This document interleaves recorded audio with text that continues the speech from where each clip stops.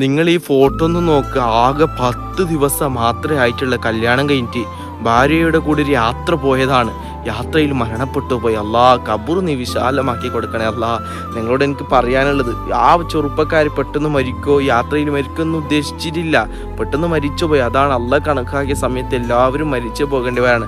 നമ്മൾക്കിപ്പോൾ മരണത്തിന് ഒരു ഓർമ്മയില്ല. ഇന്നോ നാളെ നമ്മൾ മരിച്ച മണ്ണിൽ കിടക്കേണ്ടവരാണെന്ന് പോലും ഓർമ്മയില്ലാത്ത നമ്മളിങ്ങനെ അഹങ്കാരങ്ങൾ ധിക്കാരങ്ങൾ വെച്ച് ഇങ്ങനെ നടക്കുകയാണ്. നിങ്ങളോട് എനിക്ക് പറയാനുള്ളത്, ഈ അഹങ്കാരം ധിക്കാരങ്ങളൊക്കെ ഒഴിവാക്കും. മരണത്തിന് ഇങ്ങനെ ഓർക്കുക. കാരണം ഈ ഭൂമിയിലാകെ കുറച്ച് വർഷങ്ങളെ ജീവിക്കുള്ളൂ അത്രേ.